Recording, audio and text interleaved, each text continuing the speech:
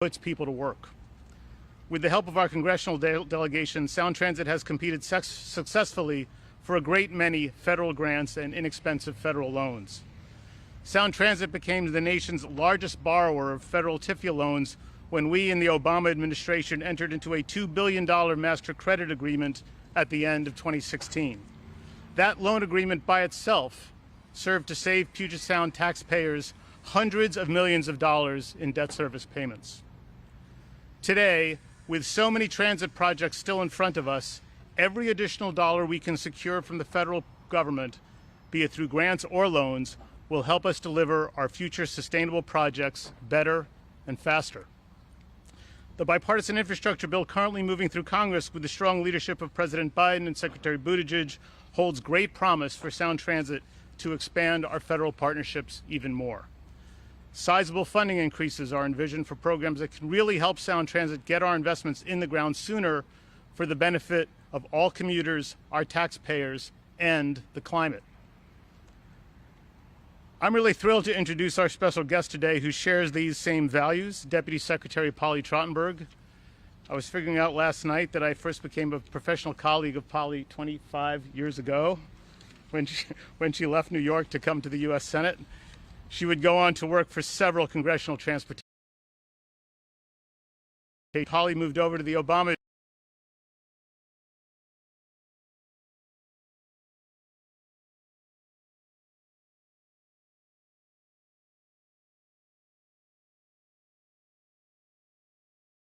for the city of New York. Most recently, Polly was confirmed by the Senate for a third time to serve as Deputy Secretary of the Department, the #2 position in the U.S. DOT, where she has advised President Biden and Secretary Buttigieg in the development of their extraordinarily ambitious and visionary infrastructure investment plans. It's just a great personal privilege to have Polly here. I really welcome her to the Puget Sound region, and just thanks so much for coming. It's all you. Thank you, Peter, old friend and colleague, for those kind words and for reminding me how long we have known each other between our time on Capitol Hill and in the Obama administration. And you mentioned Secretary Buttigieg. I hope many of you saw the happy news this week. He's starting a family with his husband, Chasten, so unable to be here, but wanted to bring his greetings and well wishes for this project, for the mayor, for the congressman, and for the whole team assembled here. Secretary Millar and the group, very excited about what we're going to announce today and the incredible work of Sound Transit. I also just want to mention I want to thank Senator Cantwell, who I was with earlier today. We did a tour of the Port of Seattle, visited the West Seattle Bridge. The senator obviously is showing a lot of leadership on so many important transportation issues for this state and in Washington. She is a lead champion, as Peter mentioned, of the really visionary bill that just passed the Senate and that we hope will be passing the House soon. It is great now to be in downtown Redmond. The Congresswoman informed me that she has the most beautiful district in the country, and I'm sure that's true. They all say that, but some are more true than others. And it is exciting to know this is going to be part of an incredible expansion of the Sound Transit system. And I want to just take a minute to mention the incredible leadership of Peter Rogoff, who we served together in the Obama administration. He has come here, and I know he has been a transformational figure. If you look at the map of the way this system is expanding, it is incredible. I don't think there's any other system in the country that is doing what is happening here with Sound Transit. So Peter, congrats to you. But I am here happily to talk about what Peter mentioned, which is how we can help make sure that this vision gets realized, and knowing that it has been a challenging time for transit system all over the country due to COVID. I'm here today to announce that Secretary Buttigieg has approved up to $3.84 billion in low-interest TIFIA loans for Sound Transit. These loans will include downtown Redmond Link extension, refinancing for better rates for the East Link extension, the Northgate Link extension, the Operations and Management Facility East project, Linwood Link project, and the Federal Way project. I have to say, Peter, of course, having been a Washington veteran, knew how to leverage better loan terms and take advantage of what had been falling interest rates. And with these loans and these refinancing, it will enable Sound Transit to save over $500 million. And obviously those funds are going to go into continuing this incredible expansion. As Peter talked on that. As Peter mentioned, this is the largest package of loans that USDOT has ever approved for a single borrower, and I think it just shows our tremendous commitment to expanding transit around the country and to, I think, the growth and innovation of this region. I'm sure you know some of the statistics, but just this project is going to be creating over 30,000 jobs directly, and the estimate is over 60,000 jobs in increased economic activity. It will be connecting people with over 243,000 jobs in centers all around the region, and will significantly increase public transit ridership. And as Peter mentioned, help get people out of their cars, help reduce congestion on all the sort of notoriously congested highways here. I also just want to take a minute to mention how this slate of projects dovetails with two of the big priorities of the Biden administration, both climate sustainability and equity. As Peter mentioned, and kudos to you that Sound Transit is now a zero emissions light transit system. That's incredible. Obviously, this administration is committed to continuing to do everything we can to reduce carbon emissions in our transportation system, and obviously investing in mass transit is a key way to do that. It also fits our equity agenda. Expanding transit opportunities to enable people to connect with more jobs and more opportunities is also central to what we're trying to accomplish. And as Peter mentioned, these are goals we also hope to accomplish in the big transformational bill. It's passed the Senate last week. We're looking forward to seeing action in the House very soon. And we promise that when the bill passes, should it pass, it will be tremendous support for this region and for the whole state of Washington, for mass transit, for your ports, for roads and bridges, and for airports. So this is a big priority in this region, but also one we want to see nationally. So Peter, thank you, and thanks to the mayor and all the leadership here for the incredible work you've been doing. As you say, we're thrilled to be partnering with you here, and look forward to coming to some ribbon cuttings when these projects are ready to roll. So thank you. And now I have the honor of turning the mic over to Congresswoman Del Benny. As I said, she's been an incredible champion for her district and a powerful voice down in Washington. Thank you. Good afternoon. I want to join Mayor Bernie. I'm excited to be in Redmond. It's been a Redmond day, as I was telling her earlier. I'm excited to join her in welcoming the Deputy Secretary to the most beautiful district in the country. We really appreciate you being here and the news that you bring, because we know how important investment in our infrastructure is to our region. And the work happening here, when we were talking about where this press conference was going to be, folks said we're going to do it with construction in the background. There were many opportunities to find locations with construction in the background because of so much work that's happening. But as someone who has driven through this region back and forth many days commuting, this is just a huge breakthrough. We need to be building the infrastructure that's going to last us for the next 50 plus years, not build yesterday's infrastructure. And what we're seeing here in light rail is part of that. And the impact it will have on our communities, the impact it will have on emissions and our climate is tremendous. And as Peter Rogoff was saying, just incredible. It's incredible news that Sound Transit has done so much work to really be a clean transportation provider and lead the country. The growth in our region has been great, and huge growth right here. Many of you who've been through Redmond have seen just a transformation over the last few years of the city, and having transportation infrastructure options are huge for both coming into Redmond to work and folks living in Redmond going to work. So this cannot happen soon enough. The infrastructure package that we've been working on and that the Senate passed is critically important, a critically important beginning to funding broad infrastructure needs throughout our region. The Infrastructure Investment and Job Acts provides a 75% increase for transit over previous surface transportation authorization, and so it really is a historic investment in transit.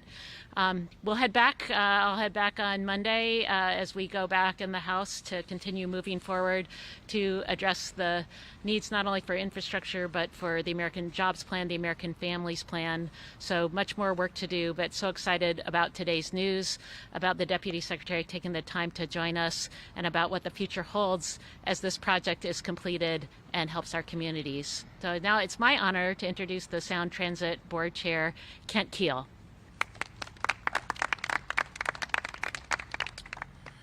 Thank you and welcome. I'm joined here today by three other board members. from Sound Transit, Vice Chair Dow Constantine, Vice Chair Paul Roberts, and my good friend, Washington State Secretary of Transportation, Roger Millar. Today's news is another milestone in the long history of success that Sound Transit has had with the federal government. And I want to thank Deputy Secretary Trottenberg for all of her work and for this announcement today. And I'd also like for her to pass along our thanks to Secretary Buttigieg for all of his help in making this happen. And to Congresswoman Del Bonet, thank you, ma'am, for all of your support and all of your colleagues, other elected officials from Washington State federal level, for their support in what Sound Transit has been doing. You know, our expansion program is not unlike other expansion programs across the country. Today, we're faced with rising costs, with all the things around materials and income and taxes that have really been dwindling. And so we're faced with a lot of uncertainty. We've had to really recalibrate our program. Just a few weeks ago, Sound Transit Board came together and we unanimously adopted a realignment plan. We put strong priority on finding new revenue sources and containing our costs to deliver the many projects on their original schedules. Expanding our federal partnership is central to that goal. So your announcement today, Deputy Secretary, is right in line with our realignment plan, and we are very, very appreciative for your help. We have a long way to go, but things are looking up. Our region's economy is bouncing back astronomically. Our revenues are back to pre-COVID levels. Meanwhile, we are laser focused on finding ways to reduce project costs. And as you heard today, we're chasing every dollar we can to continue to make the case to our federal partners that our historic, our nature, the things that we're focusing on as far as how we're delivering a zero emissions program is something that we're really focused on, we want to deliver. Now, as I said, there's a lot of work to do. And as someone mentioned just before, we are going to be doing some openings over the next few months. And I certainly want to invite you all to the exciting things that are happening in our region around Sound Transit. We have got a bunch of openings with stations, some ribbon cuttings, yes, Deputy Secretary, ribbon cuttings, and you're certainly welcome to come back for that celebratory options. And so thank you for being here, and we thank you all for your support for Sound Transit. Thank you.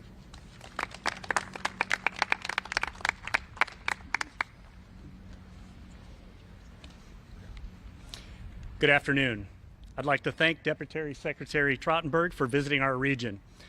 With all the infrastructure needs nationwide, we acknowledge there is no lack of interests for you to focus on. I'm Mark Riker with the Washington State Building and Construction Trades Council, representing approximately 80,000 construction workers here in Washington State. I'm also proud to serve as the labor liaison for the Sound Transit Board of Directors. One of the most important benefits of transit is that it connects people to job centers and jobs. We must also not forget that while Sound Transit is helping build the foundation of tomorrow's economy, we are powering the workforce of today and the workforce development of tomorrow as well.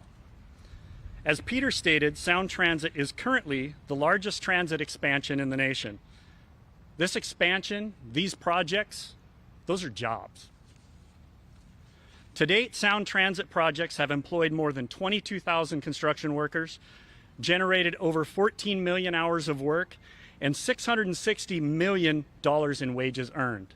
Those wages earned get reinvested into local communities. While that is a lot of work, there are still approximately 50 million labor hours remaining to be performed on the current slate of projects. Furthermore, our job story, as impressive as it is an equity story. Building back better means that our workforce reflects the diversity of our region And on our projects, BIPOC individuals have performed 32% of the labor hours. Women have performed 7% of the labor hours. Compared to 3% of the female representation in the construction industry nationally, we are moving in the right direction. Speaking of the future economy, Sound Transit has partnered with labor on our apprenticeship programs, which train workers for lifelong skilled careers. On that, I know of what I speak. I am a product of apprenticeship. I'm a graduate of apprenticeship, and I see its value. Simply put, Sound Transit is putting apprentices to work. In 2020, 1,713 apprentices worked 761,957 hours on Sound Transit projects. That equates to 20% of all project hours last year. And while we are proud of our current workforce diversity, the apprenticeship diversity is even higher, with BIPOC apprentices working 40% of all apprentice hours, female apprentices